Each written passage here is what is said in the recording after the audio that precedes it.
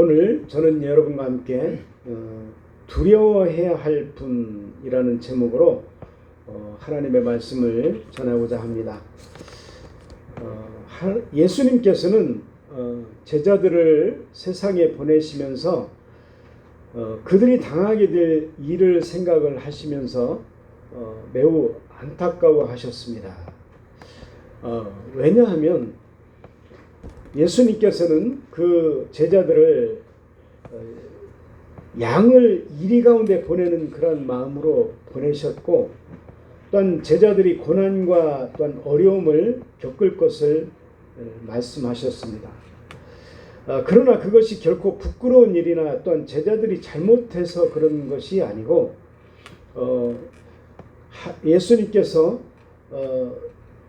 어떤 제자들의 잘못된 그런 일을 통해서 그렇게 된 것이 아니라고 제자들을 위로해 주셨습니다. 그러면서 제자들은 선생을 따라가는 사람들이기 때문에 선생이 앞서가신 길을 생각을 해보면 그들이 가야 될 길을 예상을 해보게 되는 것입니다. 또는 성도는 항상 자신이 하나님의 종이라는 사실을 우리가 항상 염두에 두어야 합니다. 하나님의 종이라고 하면은 목사나 전도사만이 하나님의 종인 것이 아니라 우리 모든 그 성도들도 다 똑같은 하나님의 종인 것입니다. 하나님께서 쓰시는 방향과 목적이 다를 뿐이지 하나님의 입장에서 보면은 여러분이나 우리 모든 성도들은 다 하나님의 똑같은 종인 것입니다. 그러므로 오늘 우리가 읽은 그 24절은 예수님께서 매우 그 상식적인 내용을 제자들에게 교훈하신 말씀입니다. 24절에 보면은 제자가 그 선생보다 또는 종이 그 상전보다 높지 못하다라고 말씀을 하셨습니다. 이 교훈은 당시에 유대인들 사이에서 많이 쓰인 그런 격언이었습니다. 우리나라 속담에도 이런 말이 있죠. 형만한 아우가 없다. 이와 같은 말과 일맥상통하는 그런 의미가 있는 것이죠. 이것은 아랫사람이 윗사람에 대해서 당연스럽게 지녀야 할 그런 겸손을 담고 있는 것입니다. 우리는 주님의 이 말씀도 가벼운 속담이 아니고 우리의 좌우명으로 삼아야 할 영원한 하나님의 교훈이요 또한 진리로 순종을 해야 하는 그런 말씀입니다. 주님의 그 제자된 의식 또한 주님의 종된 우리의 의식은 사실 충성된 신앙인의 필수 요건인 것입니다. 특히 주님은 성도들이 늘 주의 종된 그러한 신분임을 명심하고 또한 의식하고 행할 것을 말씀을 하셨습니다. 여러분, 나는 하나님의 노예요 또 하인이라 이렇게 생각하는 것이 얼마나 중요한 신앙 의식인지를 우리가 알아야 됩니다. 이러한 의식이 확실한 그런 성도만이 주님 앞에 겸손을 유지할 수가 있고 또 그 말씀에 순종하고 또 그 주신 사명을 이루고자 노력을 하게 되는 것입니다. 종이란 그 주인의 소유물입니다. 종은 주인을 위해서 존재를 하는 것이죠. 자기 고집, 자기 계획, 자기 사상을 지닐 수 없는 주인의 수족인 것입니다. 이렇게 주님을 섬겨야 그야말로 주님께 참된 성도요 또한 충성된 성도로 칭찬을 듣게 되는 것입니다. 우리가 그리스도를 주님으로 부르는 의미는 나는 당신의 종이요 당신은 나의 주님이십니다 라는 그런 고백이 담겨 있는 것입니다. 여러분, 신앙생활이 그릇되고 또 병들었고 교회에서 말썽을 피우거나 또한 무익한 그런 사람들을 잘 살펴보십시오. 그들의 의식 속에는 자신이 주인의 하인이라는 그런 의식보다는 오히려 자신이 주인이라고 생각을 하거나 또한 주님이 자신의 수종자라는 그러한 그릇된 의식에 오염되었음을 발견할 수가 있을 것입니다. 이 땅에서 철저하게 주의 종으로 사는 성도들이 저 천국에서 영광과 또한 존귀를 얻을 수 있음을 명심하시기를 바랍니다. 또한 성도는 주님으로 인해서 받는 고난도 또한 자기를 높여주시는 하나님의 은혜로 여겨야 합니다. 여기 25절의 말씀을 보면은 제자가 그 선생 같고 종이 그 상전 같으면 조카도다. 집주인을 바알세불이라 하였거든 하물며 그 집사람들이랴 이렇게 말씀을 하셨죠. 제자들이 그리스도와 한 운명체임을 강조하시는 그런 말씀인 것입니다. 주님은 제자들의 그 주인이신 당신을 대적자들이 뭐라고 말했습니까? 예수님을 갖다가 바알세불 즉 귀신들의 왕이라고 두 명을 씌워가지고 말하기를 마태복음 9장 34절에 보면은 바리새인들은 이르되 그가 귀신의 왕을 의지하여 귀신을 쫓아낸다 하더라 이렇게 말했어요. 예수님이 귀신을 쫓을 때 바리새인들이 바알세불의 영향을 받아서 귀신들의 왕이다 이런 누명을 예수님 앞에 씌웠다는 말인 것이죠. 이러한 예수님의 핍박에 대해서 말씀하시기를 그 제자들의 삶의 고난과 핍박이 닥치는 일들에 대해서 필연적인 일임을 강조하신 것입니다. 그런데 우리는 예수님께서 이렇게 제자들이 핍박과 고난을 당하게 될 때 뭐라고 말씀하셨습니까? 조카도다라고 하셨음을 주목해야 합니다. 조카다는 말은 불평 불만 없이 만족한 상태를 가리키는 것입니다. 즉 주님은 그 제자들이 주로 인해서 핍박과 고난당하는 것을 당연시했고 더 나아가서 만족하다는 것입니다. 참으로 역설적인 그런 말이 아닐 수가 없습니다. 아까 일부 예배 때도 목사님께서 말씀을 하셨지만은 하나님께서는 우리가 생각하기 어려운 그런 역설적인 말로 우리에게 순종할 것을 말씀을 하실 때가 있어요. 사랑하는 자기의 독자 외아들을 갖다가 번제로 드려라. 정말 쉽지 않은 일이죠. 이와 같이 하나님께서는 우리에게 역설적인 그러한 말로 우리에게 순종을 명하실 때가 있습니다. 그럴 때가 종종 사실 있습니다. 마찬가지로 주님은 그 제자들이 주로 인해서 핍박과 고난당하는 것을 어떤 면에서는 당연하게 생각을 하셨고 더 나아가서 만족한다는 것입니다. 이것이 정말 우리로서는 순종하기가 쉽지 않은 것이죠. 걱정을 하고 또한 근심을 하셔야 되지 왜 우리에게 만족해 하시라는 것입니까?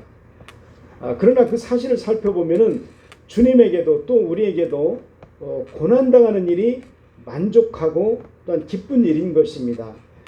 왜냐하면 본문 22절에 보면은 세상은 주의 제자들을 핍박하되 그들과 같은 무리의 사람들은 핍박하지 않기 때문이라는 것입니다. 즉 그 핍박하는 자들이 자기들 편이면은 그들에게는 핍박을 하지 않지만은 예수님의 제자들에 대해서는 핍박을 한다는 것이죠. 그러므로 주의 제자라는 이유로 핍박과 고난과 수모를 당한다는 것은 세상이 그를 예수 그리스도에게로 속한 자로 인정한다는 그러한 의미가 되기 때문인 것입니다. 요한복음 15장 20절을 한번 볼까요? 내가 너희에게 종이 주인보다 더 크지 못하다 한 말을 기억하라. 사람들이 나를 박해하였은즉 너희도 박해할 것이요 내 말을 지켰은즉 너희 말도 지킬 것이라. 이렇게 말씀하고 계시죠. 그리고 나아가서 하나님 아버지께서 핍박당하는 성도를 주님의 확실한 제자로 인정하신다는 그런 의미도 되는 것입니다. 그러니까 얼마나 우리 예수님의 입장에서 보면 우리가 얼마나 감사한 일입니까? 그렇죠? 우리는 때로 내가 정말 예수님의 제자요 또한 구원받은 자인가 이렇게 의심을 한 적이 종종 있습니다. 자신의 행위와 믿음을 보면 도대체 자신이 주님께 속한 사람인지 아닌지 확신이 안 쓸 때가 사실 솔직히 종종 있다는 것입니다. 그러나 이것을 구분할 만한 그런 확실한 기준이 있습니다. 여러분이 주의 이름으로 또한 신앙인이라는 이유만으로 또한 전도한다는 이유로 고난과 핍박을 당한다면 그것이 바로 여러분이 내가 하나님의 가족이 되었다는 그런 증표인 것입니다. 하나님이 나를 충성된 제자로 인정을 하고 높여주시는 그런 은혜인 것입니다. 그래서 칼빈은 뭐라고 말했냐면요. 성도에게 닥치는 거룩한 고난은 하나님의 제2의 은혜라고 하였습니다. 베드로 사도도 그때에 기뻐하고 즐거워하라 이렇게 교훈을 했습니다. 그러면서 그 이후로 영광의 영이 그 위에 계시기 때문이다라고 했습니다. 정녕 우리는 그리스도로 인해서 당하는 그러한 고난을 우리를 높여주시는 하나님의 은혜로 여기고 또한 감사할 줄 아는 그러한 성도들이 되어야 하겠습니다. 또한 성도에게는 박해를 두려워하지 말아야 할 이유가 있습니다. 26절과 28절에서 30절의 이 말씀은 예수님께서 제자들에게 세상의 박해를 두려워하지 말아야 할 이유를 교훈을 하신 내용입니다. 26절과 28절의 30절의 말씀을 하나하나 한번 보겠습니다. 이 말씀은 오늘날 선한 싸움을 싸워야 하는 우리에게도 영원한 위로의 말씀이 되는 것입니다. 우리 함께 그 이유를 한번 살펴보기로 하겠습니다. 26절을 보면요. 그런즉 그들을 두려워하지 말라. 감추인 것이 드러나지 않을 것이 없고 숨은 것이 알려지지 않을 것이 없느니라 이렇게 말씀을 하고 계시죠. 먼저 모든 일은 다 드러나고 알려지는 그런 원리를 지니고 있습니다. 그렇기 때문에 두려워하지 말아야 한다는 것입니다. 여기서 드러나고 알려진다는 그런 말씀은 단순히 진상이 밝혀진다는 그런 의미가 아닙니다. 여기서 드러나고 알려진다는 그런 말씀은 고린도전서 4장 5절에 보면은 그 말씀이 나타나는데요. 보겠습니다. 그러므로 때가 이르기 전에 곧 주께서 오시기까지 아무것도 판단하지 말라. 그가 어둠에 감추인 것들을 드러내고 마음의 뜻을 나타내시리니 그때에 각 사람에게 하나님으로부터 칭찬이 있으리라. 이와 같은 말씀을 하시면서 그 대가와 보상이 주어진다는 뜻입니다. 박해한 자들에게는 하나님의 진노의 심판이, 또한 박해받은 우리에게는 뭐가 있겠습니까? 위로와 또한 상급이 반드시 주어지리라는 그런 뜻입니다. 그러므로 결코 억울한 일이 성도에게는 없기 때문에 박해와 고난을 슬프게 여기지 말라는 그러한 교훈의 말씀입니다. 둘째는 28절을 한번 보겠습니다. 28절을 보면은 우리 다 같이 한번 읽어보겠습니다. 몸은 죽여도 영혼은 능히 죽이지 못하는 자들을 두려워하지 말고 오직 몸과 영혼을 능히 지옥에 멸하실 수 있는 이를 두려워하라. 아멘. 저는 오늘 이 말씀을 준비하면서 제목을 무엇으로 어떻게 지어야 할까 많이 생각을 하다가 오늘 28절에 있는 이 말씀, 정말 몸은 죽여도 영혼은 능히 죽이지 못하는 우리를 대적하는 그러한 사람들을 두려워하지 말고 오직 몸과 영혼을 능히 지옥에 멸하실 수 있는 이를 두려워하라. 그래서 제가 두려워해야 할 분이라는 그런 제목을 이 말씀을 가지고 정했습니다. 그렇습니다. 죽는 것은 우리 몸의 육신이지 그 생명은 아닌 것입니다. 최종적인 결정의 그 죽음이 우리를 박해하는 그 사람들이 우리들에게 최종적으로 할 수 있는 것은 우리에게 죽음을 갖다 주는 그런 것밖에 없습니다. 영원한 생명까지 멸할 수 있는 것이 아니라는 것이죠.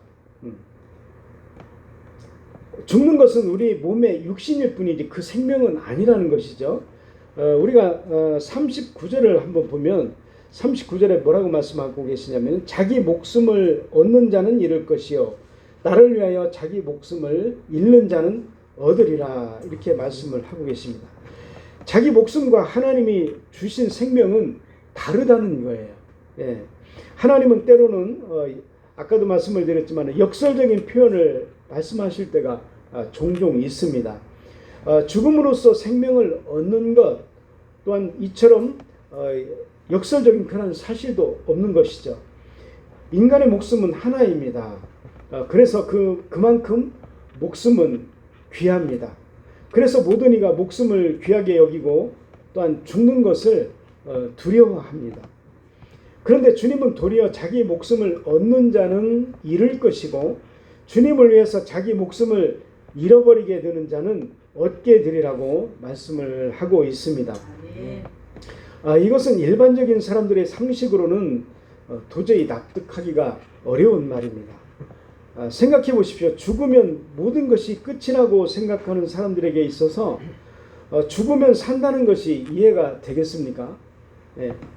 그러나 우리는 죽음이라는 것이 인생의 끝이 아닐 뿐만 아니라 주님께서 생명의 근원이시요 또한 그를 믿는 자에게는 생명의 부활이 있음을 알기에 우리는 주님의 말씀이 우리가 주님을 위해서 복음을 위해 또한 우리의 목숨을 아까워하지 않을 때 우리는 영원한 생명을 얻게 된다는 것입니다.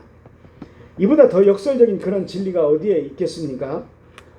그러나 우리 기독교는 이러한 점에서 뿐만 아니라 다른 여러 측면에서 볼 때도 역설적인 그런 종교입니다.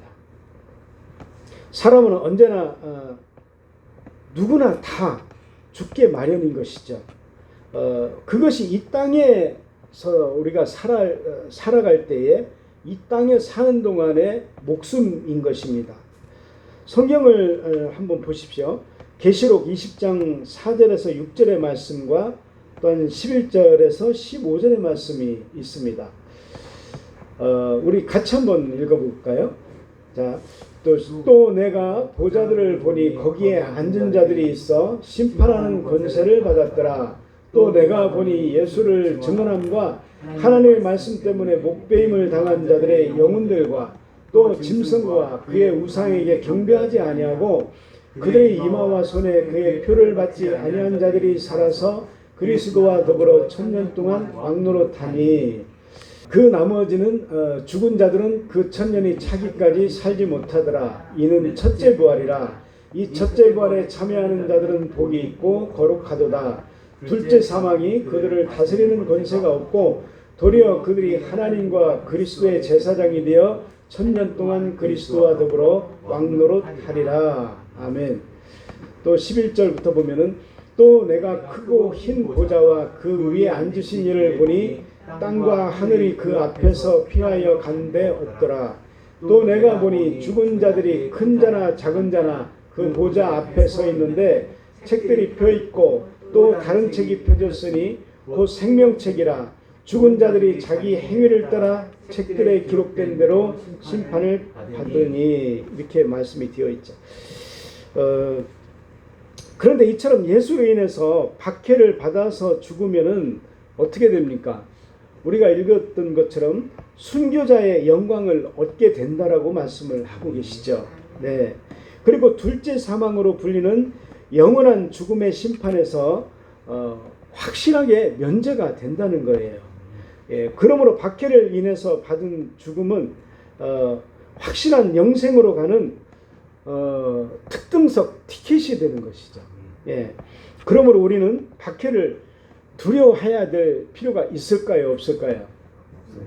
예, 박해를 두려워할 필요가 없는 것입니다. 저는 한동안 그런 생각을 해봤어요. 내가 순교를 해야 될 상황에서 내가 지금은 순교를 할 것 같은데 내가 정말 그 순간에 순교를 할 수 있을 것인가? 곰곰이 생각을 해봤습니다. 그리고 나서 저는 결론을 내렸어요. 어떻게 결론을 내렸냐? 제 힘과 제 능력으로는 할 수가 없어요. 그렇지만 우리가 그 순교의 사명을 가지고 하나님 앞에 간절히 기도하면 순교를 내가 하는 것이 아니라 하나님이 나를 통해서 순교하게 해주시는 거예요. 그러니까 하나님이 하게끔 해주시는 것이지 내가 순교하려면 내가 순교를 할 수가 없습니다. 그래서 하나님께서 나에게 순교할 수 있는 그런 믿음을 주실 때 우리가 순교를 할 수가 있는 것입니다. 예. 그런 믿음을 여러분들이 가지고 평소에도 여러분들이 특등석 티켓을 탈 수 있는 그러한 믿음의 사명을 가지고 순종하며 살아갈 수 있는 여러분들이 되시기를 바랍니다. 예, 셋째는 모든 사건들이 29절에서 30절에 보면은요. 참새 두 마리가 한 아사리온에 팔리지 않느냐. 그러나 너희 아버지께서 허락하지 아니하시면 그 하나도 땅에 떨어지지 아니하리라. 너희에게는 머리털까지 다 세신 바 되었다라고 말씀을 하고 계십니다. 이 말씀은 하나님의 허락과 또한 섭리 속에 있기 때문에 박해를 두려워할 필요가 없다는 것입니다. 그렇습니다. 이 세상의 모든 일은 하나님의 섭리 가운데 진행이 됩니다. 그리하여 성도들에 대한 악인들의 박해까지도 하나님의 섭리의 결과인 것입니다. 예, 여기서 참새 한 마리의 죽는 것까지도 주관하시고 또한 성도의 그 처지를 그 머리털 하나까지도 세심하게 살피고 계시는 것입니다. 참새 두 마리가 한 아사리온에 팔리는 것을 말씀을 하고 계시는데요. 제가 한번 찾아봤어요. 한 아사리온은 여러 가지 해석이 있을 수가 있습니다. 그런데 보니까 한 아사리온이라는 금액은 대체로 하루 일당의 16분의 1인 것입니다. 그러면 보통 어떤 사람은 한 1,000원 정도의 그 금액을 제시를 하고 있고 어떤 사람은 한 5,000원 정도 그 정도의 가격을 제시를 하고 있는데 어쨌든 간에 아주 소소한 금액, 작은 금액이라는 것이죠. 그 작은 금액으로 참새 두 마리가 팔리는 것 그 자체도 하나님의 섭리라는 것이죠. 네.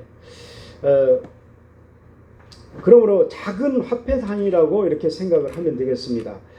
그러므로 이와 같이 우리는 하나님의 그 섭리 가운데 우리가 정말 하나님께서 우리의 머리털 하나도 세신 바 되고 또한 우리가 성경에 보면은 어딘가에 보면 그렇게 되어 있어요. 집에서부터 성전까지 걸어오는 그 발걸음조차도 하나님이 다 세신다. 그런 하나님이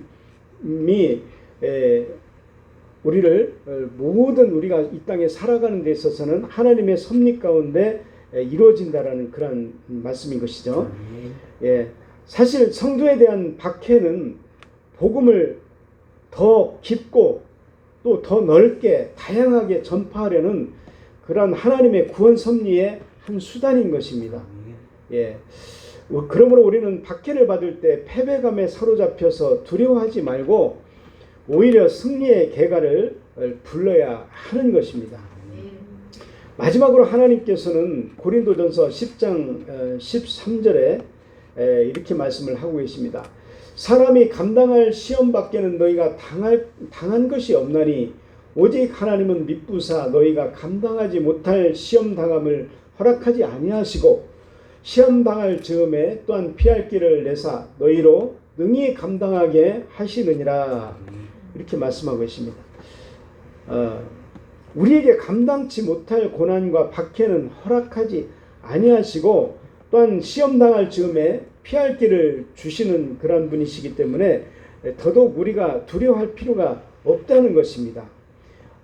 머리털 하나까지도 세고 계시는 하나님이 성도의 믿음의 분량과 한계를 아시기 때문에 감당하지 못해서 좌절하거나 또한 공포의 포로가 되는 상태까지 우리를 놔두지 아니하시고 구해주시는 그런 하나님이시라는 것입니다. 성도 여러분, 지금도 다양한 형태의 그 세상 박해는 존재합니다. 우리가 유튜브로도 뭐 보고 그러면은 정말 순교하는 그런 사람들의 큰 믿음을 보게 됩니다. 앞으로는 정말 그 대박해 시대가 닥칠 것입니다. 그러므로 박해와 고난을 당할 때 위에 그 주님의 말씀을 굳게 믿고 두려움 대신에 우리가 담대함과 또한 감사와 희망으로 극복하는 그런 승리자들이 되시기를 바랍니다. 네, 27절과 32절, 33절은 주님께서 제자들에게 담대하게 복음을 전파할 것을 교훈하시는 내용입니다. 어두운 곳, 즉 은밀하게 속삭이시는 그러한 교훈을 밝히 드러내고 집 위에서 만인이 보이는 앞에서 공개적으로 전파하라는 그런 말씀입니다. 26절에 아까 읽었었지만은 그런즉 그들을 두려워하지 말라. 감추인 것이 드러나지 않을 것이 없고 숨은 것이 알려지지 않을 것이 없느니라. 그러면서 27절에 보면 내가 너희에게 어두운 데서 이루는 것을 광명한 데서 말하며 너희가 귓속말로 듣는 것을 집 위에서 전파하라, 이렇게 말씀을 하고 계십니다. 즉 은밀하게 속삭이신 교훈을 밝히 드러내라고 말씀하고 계시죠. 집 위에서 만인이 보이는 앞에서 공개적으로 하나님의 말씀을 전파하라는 그런 내용입니다. 사도들은 주의 말씀을 담대히 전하고 또한 멀리까지 말씀을 전했습니다. 그리고 주님의 말씀을 더욱 풍성한 그러한 교훈으로 다양하게 전했습니다. 그야말로 주님이 가르치신 복음을 증폭시켰다고 말씀을 하고 있습니다.